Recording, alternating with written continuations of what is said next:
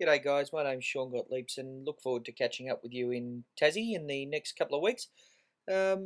Just put a little video together to try and help you with three-person mechanics. I've put it together with Anthony, Alan and Troy Earl from Victoria.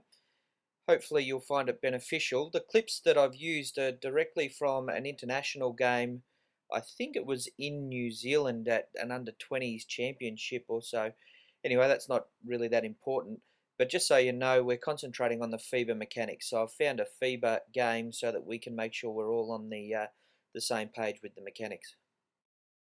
Anthony's message is pretty simple. In the first 2 days, he wants us to get the mechanics from the referees up to a sufficient standard that the game is being looked after.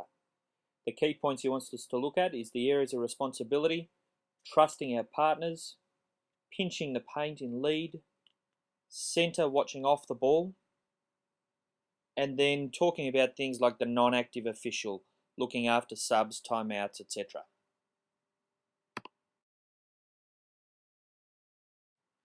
Let's go through some common language we should be using when talking to the referees. Some of these you might find to be a little bit simple, but we just need to make sure we're all being consistent in the way in which we talk to the guys, and then that way there's going to be no confusion as the week progresses. So we'll start with ball side, which refers to the side of the court in which the ball is located if split by the split line down the middle of the court. Opposite side is always the side opposite the score table. Strong side is the side of the court in which the lead referee is located. Weak side is the side of the court in which the lead is not located. Remembering that we're talking about FIBA mechanics, the lead referee is always the referee on the end line. The centre referee is always the referee on the opposite side of the court to the lead referee, and the trail referee is always the referee on the same side of the court as the lead referee. Rotation is the live ball movement of officials that's triggered by the lead referee, normally because of where the ball is, where the lead referee moves from one side of the court to the other and causes the centre referee to become the trail referee and the trail referee to become the centre referee. Having said all this, don't be too overwhelmed. I've got plenty of clips to show you rotations, both good and bad. A switch is a movement of the officials during a dead ball situation caused by either the need to have two referees ball side when the ball's handed in, or because a foul's being called by one of the referees. At the beginning of the game, the three referees are to take a position on the opposite side as shown here. This is also the case at half time. Alright, let's talk about the beginning of the game and the position of the referees and their responsibilities. Umpire 2 takes a position on the opposite side, level with the edge of the team bench area, and has the responsibility of the 8 non-jumpers. Umpire 1 is on the table side between the edge of the team bench area and the centre line. His responsibilities are to call for a re-jump on a poor toss or a jumper violation, and gives the time in signal to start the game clock when the ball's legally tapped.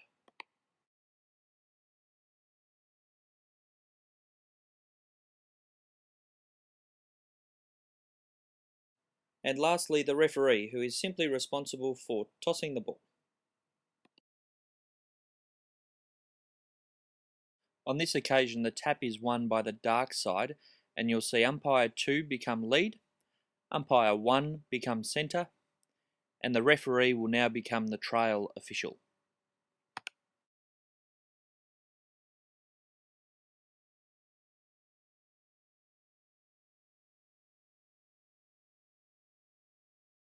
This is a really good example of where the referee should be standing. You can see the lead referee pinching some paint, the trail referee in a nice position to see the ball, which is just in front of him, and the centre referee covering the off ball on the other side of the court, the score table side of the court.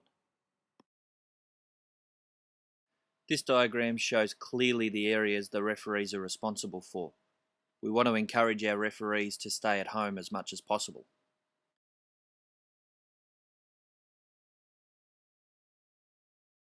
The important thing for throw-ins is that we have two officials on the strong side all the time.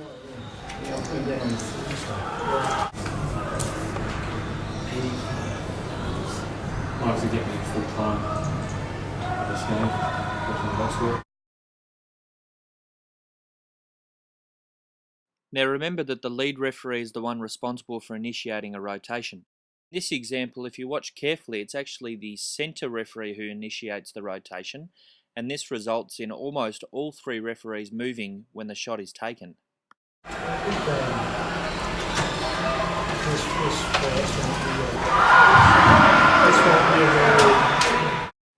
In this example, the now lead referee in transition recognises that the ball side has changed and initiates a rotation at the very start of the play. This is good awareness and should be encouraged.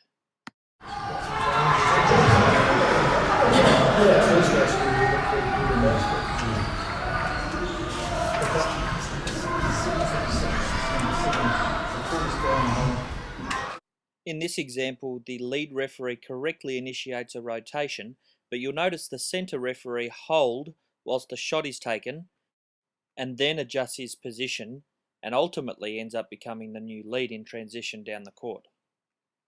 This is a good example of mechanics as the referee stays stationary to adjudicate the shot.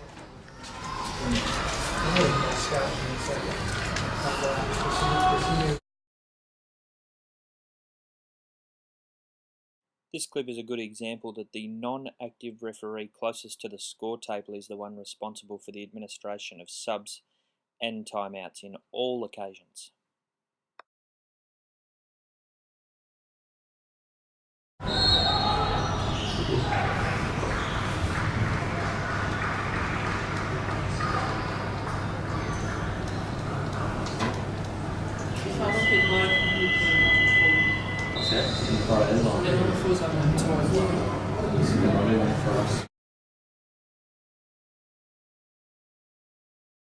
Now this situation should have had a foul, but that's beside the point. What we actually need to be looking at is the fact that two referees need to be on the strong side, which occurs. However, our old trail referee has decided to have a bit of a nap and not realise that he's meant to rotate down into centre. He gets there eventually, but takes way too long and would be worth discussing in the post-game.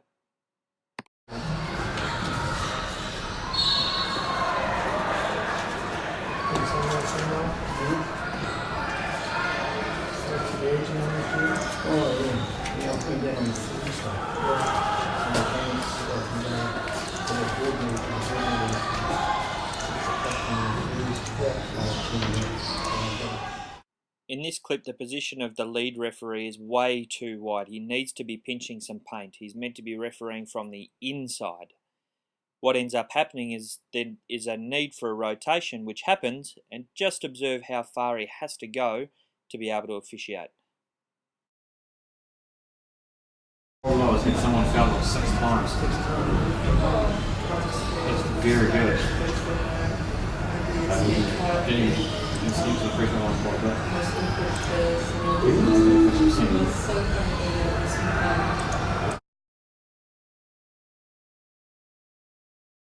One of the things we're aiming to avoid is three referees looking at the same thing. So in this situation, I'd be asking my centre referee why he bought in on a situation that's on the other side of the split line. There's no need for him to be looking there.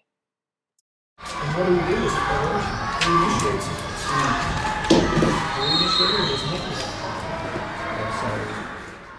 There are a number of things for us to notice in this particular clip. One, why do we have a call from the referee on this side of the screen? Two, look at the position of that trail official on the other side of the court. And then three, there is an absolute mess about with regard to the switch that's meant to occur after this foul situation happens. Plenty to talk about post-game on this one.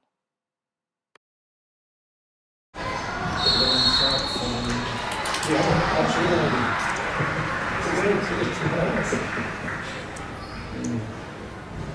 what you do is after you spin the year, what's your position after that? Well guys, that's the crux of it. Thanks very much for your attention watching the video. I look forward to spending the week with you. I think it's going to be a fantastic week. So see you at Ulverstone. Thanks guys.